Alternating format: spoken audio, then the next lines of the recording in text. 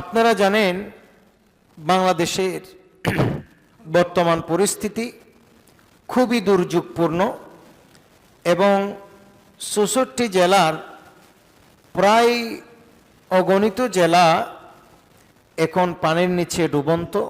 আমরা দেখেছি যে একেবারে অসংখ্য হাজার হাজার মুরগি খামার পানির সাথে ডুবে চলে যাচ্ছে। একটা মানুষ চোখের পলকে ফকির হয়ে যাচ্ছে। আমরা দেখছি যে অনেক বড় গরুর খামারে এক একটা গরুর দাম 2 লাখ, 3 লাখ, 4 লাখ, 5 লাখ। আমি না হয় বরাবর না হয় বললাম না, মোটামুটি এক একটা গরু যে সাইজগুলো দেখলাম লাখের উপরে। এরকম অসংখ্য গরু পানির স্রোতে মহিষ গরু ভাসিয়ে নিয়ে যাচ্ছে। এই যে একজন মানুষ শুধু দেখে থাকা ছাড়া তার আর কোনো কিছু করার নেই। চোখের পলকেই সে বলতে গেলে একজন মানুষ ভিক্ষুক হয়ে যাচ্ছে। চোখের পলকেই একজন মানুষ নিঃস্ব হয়ে যাচ্ছে। চোখের পলকেই একজন মানুষ সব কিছু হারিয়ে শূন্য হাত হয়ে যাচ্ছে। এই যে আল্লাহর বান্দাদেরকে আল্লাহ পাক সুবহানাহু ওয়া তাআলা এই যে এরকম কিছু মুসিবতের সম্মুখীন করেন, মূলত এটি আল্লাহর বিশেষ একটি পরীক্ষা এবং এগুলির নিগূঢ় রহস্য একমাত্র আল্লাহ এবং রসুলই ভালো জানে। আমরা কেবল তাদের জন্য দোয়া করা ছাড়া, আল্লাহর দরবারে তওবা এবং ইস্তেগফার করা ছাড়া আমরা আর কিছু করতে পারছি না। তবে আমরা বলবো যে যারা দেশের যারা যেখানে আছেন ওই সমস্ত মানুষেরা অন্তত যারা চোখের পলকে নিঃস্ব হয়ে গেছে, সত্যিকার অর্থে যারা গরিব হয়ে গেছে, সত্যিকার অর্থে যারা আজকে সহায় সম্বলহীন হয়ে গেছে বন্যার পানির কারণে, পানির স্রোতে পড়ে সব কিছু যাদের ভাসিয়ে মুহূর্তেই নিয়ে গেছে, ওসব মানুষকে অন্তত সামর্থ্য অনুযায়ী সাহায্য সহযোগিতা করা দরকার। কথা বলেন ঠিক কিনা? তাদেরকে সাহায্য সহযোগিতা করা দরকার। যার সামর্থ্য যেটুকু আছে, যারা যেখান থেকে পারে, যারা যেভাবেই পারে, এমন না যে আপনি তাকে একেবারে 5 তলা ঘর করে দিতে হবে, 2 তলা বিল্ডিং করে দিতে হবে, বিষয়টা এরকম নয়। আপনারা এমন মানুষও দেখবেন যারা শুধু 1 গ্লাস বিশুদ্ধ পানি খাইতে পারছে না, এমন মানুষ অসংখ্য পানির নিচে কোনো আছে। এমন অসংখ্য মানুষ আছে যারা 1 মুঠো চাল রান্না করার মতো সেই 1 মুঠো চাল নেই। অথবা এমন মানুষও আছে চাল আছে, ডাল আছে, সব আছে, কিন্তু রান্না করার কোনো ব্যবস্থা নেই। কাজেই মানুষদের আমাদের উচিত যারা যেখানে পারে, যেভাবে পারে সেভাবেই, এককভাবে হোক, সাংগঠনিকভাবে হোক, এলাকাওয়ারি হোক, সামাজিকভাবে হোক, রাষ্ট্রীয়ভাবে হোক, যারা যেখান থেকে পারে ওই সমস্ত ভাইদেরকে উদ্ধার করা, ওই সমস্ত মা বোনদেরকে উদ্ধার করা আমাদের বর্তমানে প্রত্যেকের কর্তব্য হয়ে দাঁড়িয়েছে। আল্লাহ যেন আমাদেরকে তৌফিক দান করে। আর কোরআনুল কারীমে আল্লাহ পাক সুবহানাহু ওয়া তাআলা এ ধরনের ভালো কাজে, মানুষের কল্যাণমূলক কাজে দান করার জন্য, সহযোগিতা করার জন্য আল্লাহর কোরআনও আমাদেরকে নির্দেশ দিয়েছেন। আল্লাহ যেন আমাদেরকে বোঝার তৌফিক দেন। আমি যে আয়াতটি তেলাওয়াত করলাম সেটা আল মাইদার 2 নম্বর আয়াতের লাস্টের অংশ। আল্লাহ বলেন, আউযু বিল্লাহি মিনাশ শাইতানির রাজীম ওয়া তাআওয়ানু আলাল বিররি ওয়াত তাকওয়া ولا تعاونوا على الإثم والعدوان। একটু জোরে বলুন সুবহানাল্লাহ।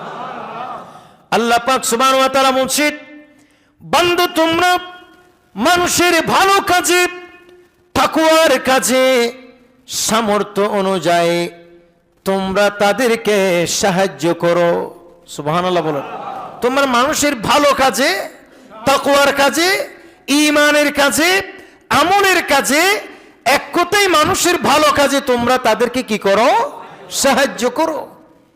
আমার আল্লাহ বলেন, খবরদার তোমরা পাপাচারিতার কাজে, গুনাহের কাজে, খারাপ কাজে কখনো তোমরা কাউকে সাহায্য করবে না। গুনার কাজে সাহায্য করবে না, খারাপ কাজে সাহায্য করবে না। একজন জালেম কাউকে জুলুম করছে, তুমি ওই জালেমের পাল্লায় গিয়ে তার শক্তি প্রভাব প্রতিপত্তি আছে বলে তুমিও তার সাথে গিয়ে কোনো মজলুমকে তুমিও জুলুম করবে না। বরং তোমাদের উচিত হচ্ছে ভালো কাজে, উত্তম কাজে, কল্যাণকর কাজে তোমরা মানুষকে সাহায্য করো। একটু জোরে বলুন না সুবহানাল্লাহ। সুতরাং এই যে দুর্যোগপূর্ণ পরিবেশে আমাদের কত ভাইয়েরা আজ মুহূর্তেই নিঃস্ব হয়ে গেছে, এই দুর্যোগপূর্ণ পরিবেশে কত মা বোনেরা আজ মুহূর্তেই নিঃস্ব হয়ে গেছে, কত মানুষ এই বন্যার প্লাবিত পানিতে প্লাবিত হয়ে গেছে।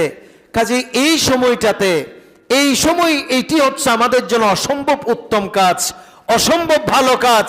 আমাদের উচিত সামর্থ্য অনুযায়ী আপন আপন জায়গা থেকে তাদের জন্য সহযোগিতার হাত প্রসারিত করা। আল্লাহ যেন আমাদেরকে তৌফিক দান করেন।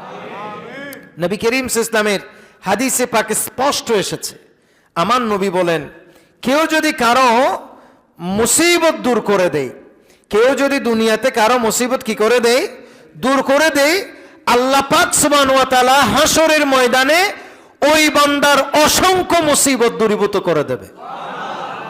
দেখে, দুনিয়ার মুসিবত এটা সাময়িক কথা বলেন, এটা কি সাময়িক। আমার নবী বলেন, মান নাফসা আন মুমিনি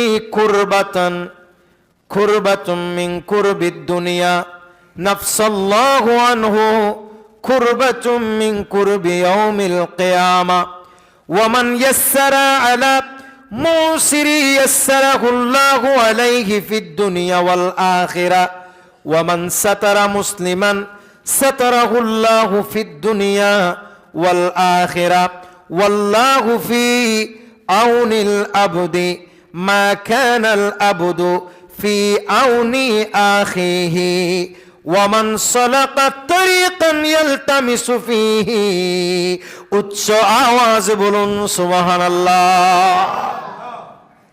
নবী করিম সাল্লাল্লাহু তাআলা আলাইহি ওয়াসাল্লাম বলেন, কোন বান্দা যদি দুনিয়াতে কোনো মানুষের মুসিবত দূরীভূত করে দেয়, দুনিয়াতে যদি কোনো মানুষের মুসিবত দূরীভূত করে দেয়, বিপদের সময় যদি কোনো মানুষকে সাহায্য করে, আমার নবী বলেন আল্লাহ পাক সুবহানাহু ওয়া তাআলা কিয়ামতের ময়দানে ওই বান্দার মুসিবত দূরীভূত করে দেবে। কেউ যদি কারো মুসিবত দূরীভূত করে দেয়, আল্লাহ পাক তার মুসিবত দূরীভূত করে দেবেন কোথায়? হাসরের ময়দানে। বলেন হাসরের ময়দানে। এরপরে বলা হচ্ছে, বলে এই দুনিয়াতে কেউ যদি কারো অভাব দূরীভূত করে, বলেন না, কেউ যদি কারো অভাব দূরীভূত করে, আমার নবী বলেন হাসরের ওই বান্দা দুনিয়া এবং আখিরাতে আমার আল্লাহ তার অভাব দূরীভূত করে দেবে।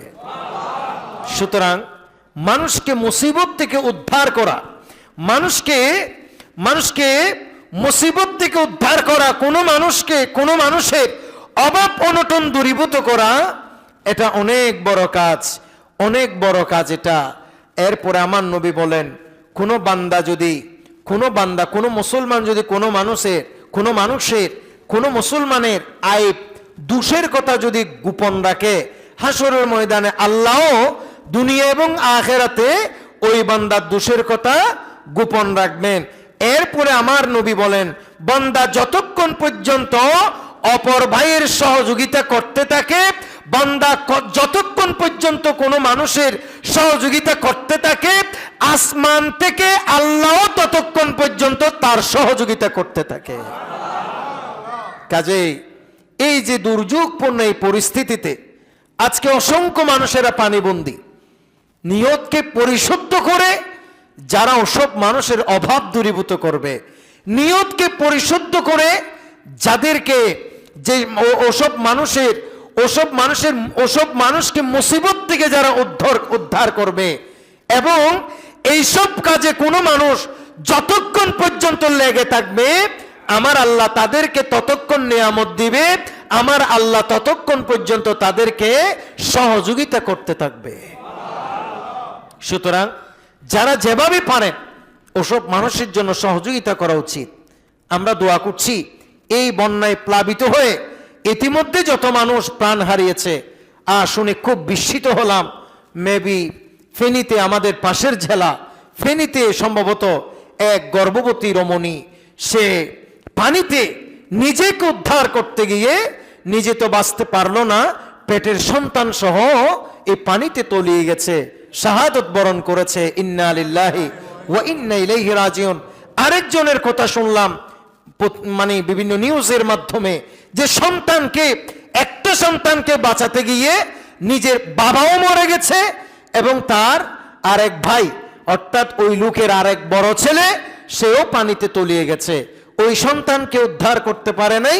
আবার এদিকে এই দুইজনও তাকে উদ্ধার করতে গিয়ে মারা গেছে। কাজে এই যে সমস্ত এই যে ভয়ঙ্কর দুর্ঘটনা, আল্লাহ যেন এসব থেকে আমাদেরকে হেফাজত করে। এবং যারা ইতিমধ্যে প্রাণ হারিয়েছে, আমরা নবী করিম সাল্লাল্লাহু আলাইহি ওয়াসাল্লামের হাদিস অনুযায়ী জানি তারাও শহীদের মর্যাদা পাবে। তাদেরকে বলা হয় শাহাদাতে হুকমি, তারা শাহাদাতে হুকমির অন্তর্ভুক্ত। আমরা আল্লাহর দরবারে দোয়া করছি ওই সব মা বোন, যে সমস্ত মুসলমানেরা এই পানিতে তলিয়ে, বন্যা কবলিত পানিতে তলিয়ে যারা মারা গেছে, আল্লাহ যেন তাদেরকে শাহাদাতের মর্যাদা দান করেন। তাদেরকে যেখানেই তারা গিয়েছে তাদের আত্মাকে যেন আল্লাহ তাআলা ইল্লিন নামক স্থানের মধ্যে আল্লাহ যেন জান্নাতি চাদর দিয়ে যেন আবৃত করে রাখেন, আল্লাহ যেন কবুল করেন। হাজরিন, যে কথা আমরা বলতে চাই,